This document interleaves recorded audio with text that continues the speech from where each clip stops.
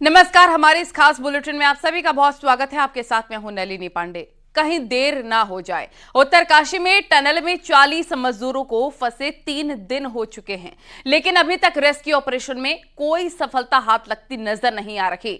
सबसे पहले हम आपको बताते हैं असल हादसे से जुड़े अब तक के 10 बड़े अपडेट। तो देखिए, रात 3 बजे से पूरा रेस्क्यू ऑपरेशन रुका हुआ है। यहां पर अपडेट हम आपको दे रहे हैं, ये पूरे टनल हम आपको दिखा रहे हैं। रात 3 बजे से ही रेस्क्यू ऑपरेशन रुका हुआ है। नई मशीन का भी लगातार इंतजार किया जा रहा है। नई मशीन कब आएंगी? पहले लाई गई मशीन की क्षमता काफी ज्यादा कम है। अब मंगाई गई हैं अमेरिकन आगर मशीन। पहले जो मशीनें मंगाई गई थी उनसे ज्यादा अच्छे से काम नहीं हो रहा है। अब नई मशीनें, फंसे मजदूरों के जो परिजन हैं वो काफी ज्यादा रोष में हैं, काफी ज्यादा गुस्से में नजर आ रहे हैं। उनका काफी ज्यादा गुस्सा फूटा है क्योंकि बहुत ज्यादा वक्त हो गया, अभी तक मजदूर बाहर नहीं आए हैं। टनल के सामने परिजनों की जबरदस्त नारेबाजी देखने को मिल रही है। 40 से ज्यादा मजदूर फंसे हैं। थाईलैंड, नॉर्वे से मदद मांगी गई है कि कैसे जल्दी से जल्दी मदद की जा सके। NHIDCL नवयुवा कंपनी के खिलाफ रिपोर्ट भेजी गई है, जो कि इस पूरे काम में लगी हुई। ADM ने DM को लिखित में पूरे स्टेटस की रिपोर्ट भी भेजी है, ये भी आपको बता रहे हैं। रिपोर्ट में कंपनी की ओर से लापरवाही का जिक्र भी सामने आया। आप देख सकते हैं, लापरवाही का जिक्र सामने आया है जो रिपोर्ट भेजी गई है। और ये पूरी जानकारी अब तक का अपडेट हम आपको बता रहे हैं। तो जैसे जैसे वक्त बीत रहा है, जिंदगी की जंग मुश्किल होती जा रही है। टनल में फंसे मजदूरों के परिजन परेशान हैं, उनका धैर्य जवाब दे रहा है। ये रिपोर्ट देखिए।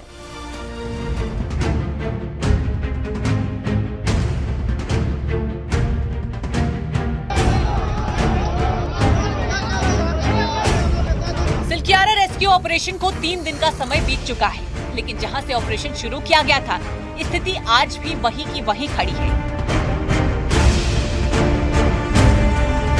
ऐसे में घटना स्थल पर पहुंचे परिजनों का धैर्य भी अब जवाब देने लगा है, जिसको लेकर साथी मजदूरों और परिजनों ने वहां जमकर हंगामा किया। मौके पर मौजूद रेस्क्यू ऑपरेशन में जुटे कर्मचारियों और NDRF, SDRF के लोगों से धक्का मुक्की की। परिजनों का कहना है कि एजेंसियां सिर्फ दिखावा कर रही हैं और मौके पर कुछ काम नहीं हो रहा है।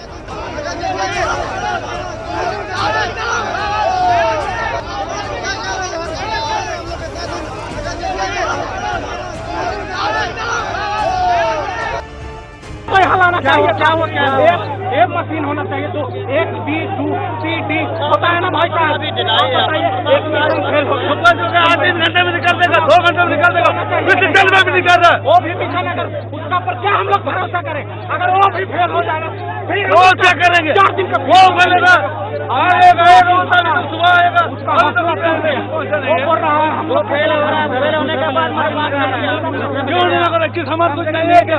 हेलीकॉप्टर से भगाओ, फेल होने के बाद क्यों नहीं भगा पाएगा? आदमी चाहिए हमारा। बोला कल निकल जाएगा, 2 घंटे में निकल जाएगा मशीन ठीक होने के बाद। अभी तक कुछ नहीं हो रहा है।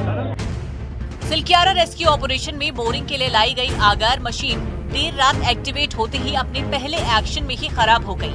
नतीजा, इस मशीन को मौके से हटाना पड़ा। मशीन और उसके लिए बनाए गए प्लेटफॉर्म को डिसमेंटल करना पड़ा। वहीं एक अच्छी खबर ये भी है, जो मशीन दिल्ली से आनी थी, उसके कुछ पार्ट चिन्याली सौड़ हवाई पट्टी पर लगाए गए हैं।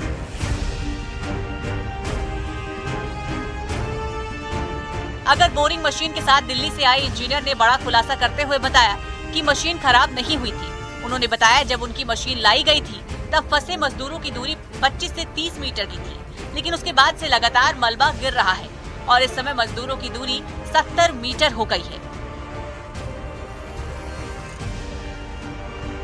जबकि अगर मशीन की कैपेसिटी 48 मीटर तक की है। वहीं उन्होंने ये भी बताया कि मौके पर मिट्टी टैल्कम पाउडर जैसी है, जिसकी वजह से 100 किलो मिट्टी निकालने पर 60 किलो मिट्टी उसकी जगह फिर ले लेती है।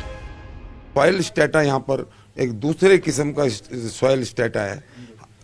जितना हमारे को बताया गया था कि ये 25 से 30 मीटर दूर पीछे से हमें रेस्क्यू करना है आदमियों को, लेकिन बीच बीच में पहाड़ गिरने से उसकी जो दूरी है वो 70 मीटर के आसपास पहुंच गई। तो हमारी मशीन की जो कैपेसिटी है वो 45 मीटर है, तो 45 मीटर की मशीन 70 मीटर तो जा नहीं पाएगी। सब इतनी जल्दी में था, फिर भी हमने कहा कोई बात नहीं, 30 MQ मिट्टी निकाल के हमने वहाँ पर पहुँच जाना था। अब वो मिट्टी निकालनी पड़ेगी 100 M3। जो मेरी मशीन उसके लिए कैपेबल नहीं है, लेकिन अगर वो 30 मीटर होती तो हम कैपेबल। 48 मीटर तक बोरिंग करने में सक्षम थी, तो 48 मीटर तक तो हम कर ही सकते थे, उसके बाद दूसरी मशीन मंगा वो ऐसा मैनेजमेंट ने ऐसा डिसाइड किया, तो हम तो मजबूर है जी, हम तो उसमें कुछ कर नहीं सकते। सिलक्यारा में चल रहे टनल रेस्क्यू ऑपरेशन को बड़ा झटका लगा है। जिस आगर मशीन पर अभी तक उम्मीदें थी कि इससे बोरिंग करके ह्यूम पाइप डालकर फंसे हुए श्रमिकों तक पहुंचाया जाए, वो आगर मशीन कल दिन भर उसके इंस्टॉलेशन का काम चलता रहा।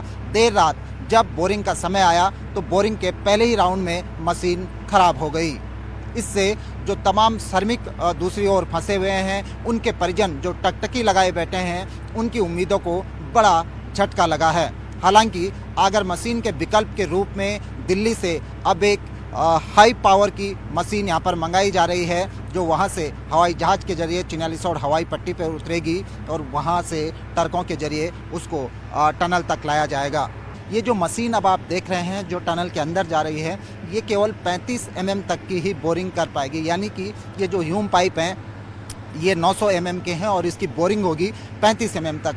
तो हालांकि ये कुछ काम नहीं कर पाएगी, लेकिन फिलहाल विकल्प के तौर पर इसको टनल में भेजा जा रहा है ताकि कुछ हिस्से में बोरिंग की जा सके। अब सबकी उम्मीद उस हाई पावर मशीन पर है जिसको कहा जा रहा है कि वो दिल्ली से यहाँ पर पहुँचाई जाएगी। उत्तरकाशी के टनल रेस्क्यू ऑपरेशन मामले में न्यूज 18 की खबर का बड़ा असर हुआ है। NHIDCL नवयुगा कंपनी के खिलाफ एडीएम ने एडीएम को लिखित में स्टेटस रिपोर्ट भेजी है, जिसमें लिखा है कि मौके पर कंपनी का कोई भी अधिकारी मौजूद नहीं है।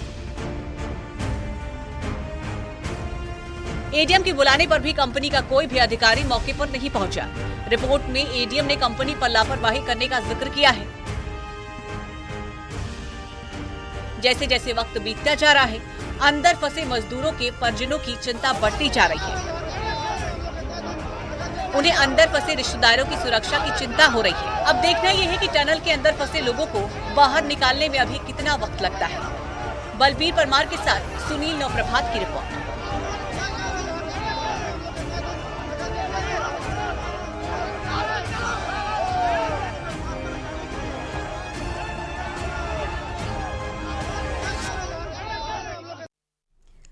तो अब ये एक बड़ा सवाल बना हुआ है कि आखिर रेस्क्यू ऑपरेशन कब तक पूरा होगा। लगातार जो मिट्टी गिर रही है इसकी वजह से मुश्किल और ज़्यादा बढ़ती हुई नज़र आ रही है। हम आपको हर एक अपडेट, हर एक तस्वीरें दिखा रहे हैं टनल हादसे से जुड़ी हुई। मशीन बुलवाने में भी काफ़ी ज़्यादा दिक्कतों का सामना करना पड़ रहा है। सुनील नवप्रभात हमारे सहयोगी तमाम जानकारी के साथ हमारे साथ लाइव जुड़ गए हैं। सुनील, अब जो सब्र का बांध है वो लोगों का, जो परिजन है मजदूरों के, उनके टूटता हुआ नजर आ रहा है और बड़ा सवाल यही बना हुआ है कि आखिर रेस्क्यू ऑपरेशन कंप्लीट कब तक होगा, ये मजदूर बाहर कब तक आ सकेंगे। फिलहाल हादसे को लेकर क्या अपडेट? देखिए नलिन, 80 घंटे से ऊपर का समय बीत चुका है जब ये ऑपरेशन शुरू हुआ था और 80 घंटे बाद भी हम ठीक उसी जगह खड़े हैं जहां पर 80 घंटे पहले थे। इसके चलते आज जो आक्रोश आपने देखा उन श्रमिकों का जो अभी तक इस ऑपरेशन में काम कर रहे थे, आज वो भी भड़क गए जब उन्होंने देखा कि जो आगर मशीन यहाँ पर काम कर रही थी उसको स्टॉप कर दिया गया। अब एक बड़ी अमेरिकन आगर मशीन यहाँ पर लाने की बात हो रही है। 2 राउंड हवाई जहाज से उसके पार्ट्स चिन्यालीसौड़ हवाई पट्टी पर लाए जा चुके हैं और वहाँ से करीब 30 किलोमीटर की डिस्टेंस है टनल का ये पोर्शन, यहाँ पर उनको पहुँचाया जाएगा। तो इसके लिए पूरा ग्रीन कॉरिडोर बना दिया गया है। चिन्यालीसौड़ हवाई पट्टी से लेकर और सिलक्यारा के इस टनल पॉइंट तक ग्रीन कॉरिडोर बनाया गया है ताकि बेरोक टोक और जल्दी से जल्दी वो ट्रक मशीनों को लेकर यहाँ पर पहुँचे। उसके बाद उसके भी इंस्टॉलेशन की प्रक्रिया शुरू होगी और माना जा रहा है कि इसमें भी 5 से 6 घंटे का समय उस मशीन के इंस्टॉलेशन में लग सकता है और उसके बाद फिर ये ऑपरेशन अपने सही रूप में यहाँ से संचालित होगा। अभी डीएम उत्तरकाशी यहाँ पर पहुँचे हैं। NHIDCL के जो अधिकारी थे जो सुबह से यहाँ से गायब हुए थे, आपने देखा कि उसके बाद जब न्यूज 18 ने खबर चलाई उसके बाद NHIDCL के अधिकारी भी दौड़े आए तो एडीएम ने भी सख्त लहजे में NHIDCL को नोटिस सर्व किया है कि यदि इस तरह की लापरवाही, उन्होंने बाकायदा अपने पत्र में, मेरे पास वो पत्र मौजूद है जो उन्होंने नोटिस NHIDCL को सर्व किया है, उसमें बाकायदा कहा गया कि इस तरह की लापरवाही कि यहाँ पर कोई भी राहत एवं बचाव कार्य होता दिखाई नहीं दे रहा है। उनका लेटर में स्पष्ट रूप से ये कहा गया है कि यदि कोई इस तरह का कोई लापरवाही यहाँ पर देखी गई तो उसका उत्तरदायित्व तो साफ तौर पर NHIDCL होगा। उन्होंने DM को भी इसकी प्रति भेजी है। उसके बाद स्पॉट पर कुछ मूवमेंट देखने को मिल रहा है। DM उत्तरकाशी से हमारी बातचीत हुई, उनका कहना था कि इस मशीन का यहाँ पर इंतजार किया जा रहा है, उसके बाद आगे की जो प्रक्रिया है वो शुरू होगी। जी, ये भी जानकारी मिल रही है कि जो पहले मशीनें बुलवाई गई थी वो अब नाकाफी साबित हो रही हैं और यही वजह कि अब दूसरे देशों से ऑर्डर की गई है नई मशीनें, वो कब तक पहुंच जाएंगी, उनसे कब तक काम शुरू हो जाएगा? देखिए, ये भारत से ही आ रही है, दिल्ली से अमेरिकन ऑगर मशीन है। वो भी इसी तरीके से काम करेगी जिस तरह से पहले वाली मशीन कर रही थी, लेकिन इसकी कैपेसिटी थोड़ा सा ज़्यादा है। मेरे साथ बलबीर मौजूद हैं। हमने उन इंजीनियर से, आदेश जैन, जो ऑगर मशीन को अभी तक संचालित कर रहे थे, उनसे भी हमने बातचीत की। उनका कहना था कि ऑगर मशीन खराब नहीं हुई है, कहाँ कमी थी वो बलबीर बताएंगे। बलबीर, क्या क्या रहा जो इंजीनियर आदेश जैन ने कहा कि आखिर मशीन खराब थी या कुछ टेक्निकल फॉल्ट था जो कोऑर्डिनेशन आपस में है? बिल्कुल, जो जल निगम और जो NHIDCL के बीच में जो कोऑर्डिनेशन होना चाहिए था उसकी कमी दिखी, नहीं तो ऑपरेशन लगातार चलता, पर तालमेल की कमी दिखी, जिसके चलते जो जैन ने हमको बताया कि मशीन में कोई फॉल्ट नहीं था। बस ये था कि जो एरिया था 30 मीटर से बढ़ के जो इन 4 दिनों में 70 मीटर हो गया है। तो उनका कहना कि 50 मीटर 48 मीटर तक ही हम उसको काम को कर पाते। अगर इस कार्य को भी अगर लगातार चालू रखा जाता तो कहीं ना कहीं समय बचता, क्योंकि 80 घंटे से ज़्यादा का समय हो गया है, काफ़ी लंबा समय। और 80 घंटे से जो मजदूर है, 40 मजदूर, वो जिंदगी की जंग सुरंग के अंदर लड़ रहे हैं। तो सभी पहलों पे अगर बात करें तो अगर NHIDCL, यानी कि बलबीर, आदेश जैन जो ऑगर मशीन के इंजीनियर हैं, उन्होंने एक बड़ी चीज़ का भी खुलासा किया कि जब हम यहाँ पर 13 तारीख को पहुँचे थे तो तब 30 मीटर की डिस्टेंस थी जिसमें मलबा पड़ा हुआ था। उसी हिसाब से हम मशीन लेकर यहाँ पर पहुँचे थे कि हम 48 मीटर तक बोरिंग कर सकते हैं, उन श्रमिकों तक पहुँच जाएंगे। लेकिन उसके बाद पिछले 2 दिनों में, खासकर कल, बड़े तौर पे लूज फॉल हुआ और अब करीब 70 मीटर की डिस्टेंस बन गई। बिल्कुल, जो जहाँ पे ये टनल है, टनल से 200 मीटर आगे पे लगातार वहाँ पे जो लैंडस्लाइड है वहाँ पे हो रहा है। पहले 30 मीटर था, फिर 40 हुआ, और अब जब लगातार वहाँ पे लैंडस्लाइड हुआ तो लगभग 60 से 70 मीटर तक बताया जा रहा है कि इतना मलबा वहाँ पे जमा हो गया है। तो उतने पाइप वहाँ तक पहुँचाने हैं दूसरे छोर तक।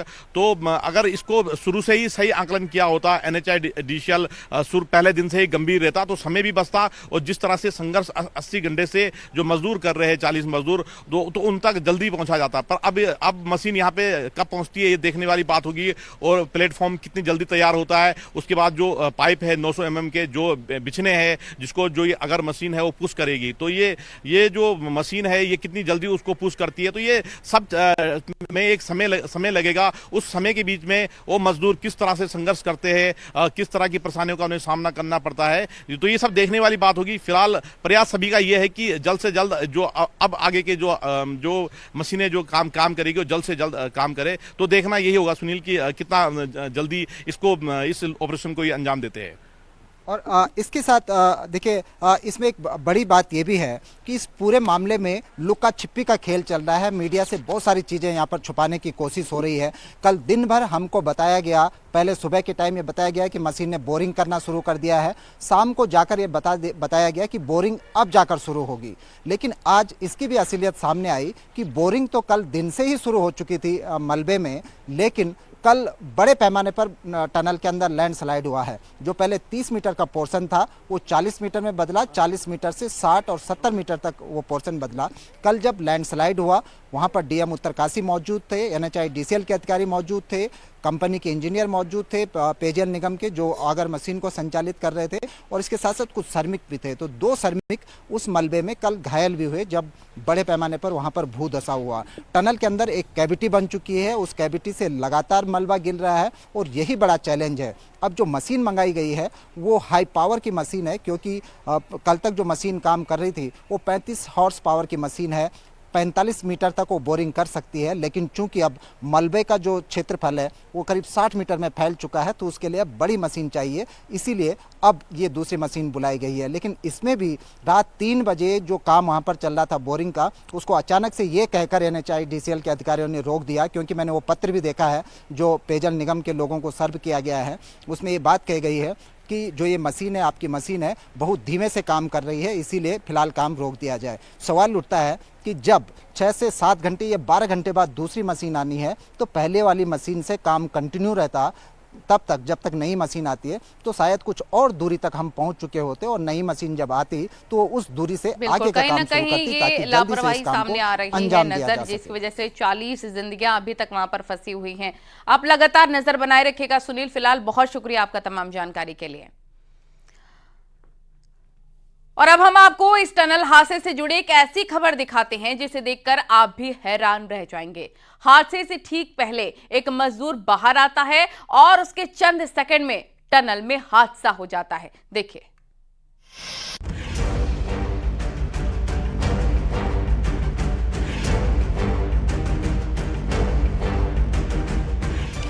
उत्तरकाशी टनल हादसे में फंसे मजदूरों को बचाने का काम जारी है,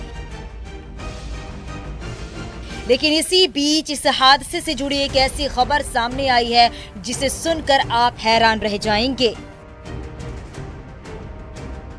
इस टनल में बाकी मजदूरों के साथ मदन सिंह नाम का एक मजदूर भी काम कर रहा था। मदन सिंह झारखंड के रहने वाले हैं। मदन सिंह उत्तरकाशी में निर्माणाधीन सुरंग के अंदर काम कर रहे थे, जहां हादसे के बाद कई मजदूर बुरी तरह फंस गए। मदन सिंह शनिवार रात 8 बजे से शुरू होने वाली 12 घंटे की ग्रेवयार्ड शिफ्ट में थे। वो सुरंग में अपने साथियों के साथ काम कर रहे थे। वे अक्सर हर 2 या 3 घंटे में एक बार ब्रेक लेते थे और बीड़ी पीते थे। रविवार की सुबह भी उन्होंने काम से 5 मिनट का ब्रेक लिया और टनल एरिया से बाहर निकल आए। टनल में उस समय उनके साथी काम कर रहे थे। बीड़ी पीते हुए मदन सिंह इस टनल के मुहाने के पास एक चट्टान पर बैठ गए।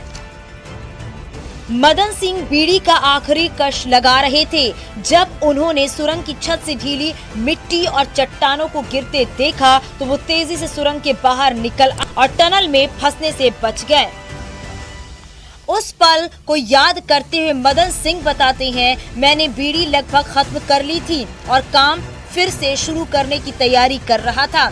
तभी मैंने मलबे के गिरने की तेज आवाज सुनी। मैंने देखा कि सुरंग की छत से एक विशाल चट्टान टूटकर गिर रही है। जैसे ही मैं सुरंग के मुहाने की ओर भागा, सैकड़ों टन मलबा नीचे गिर गया।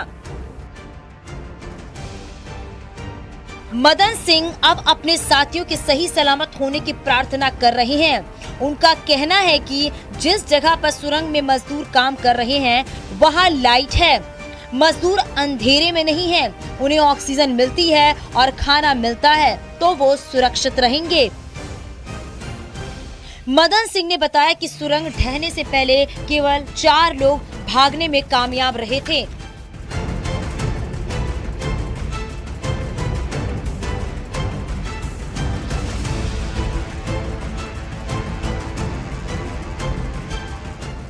लेकिन जिस तरह से मदन सिंह हादसे से सिर्फ 5 मिनट पहले बाहर आए, वो हैरान करने वाला है। कोई इसे इत्तेफाक कह रहा है तो कोई इसे चमत्कार से कम नहीं मान रहा। Bureau report, news 18।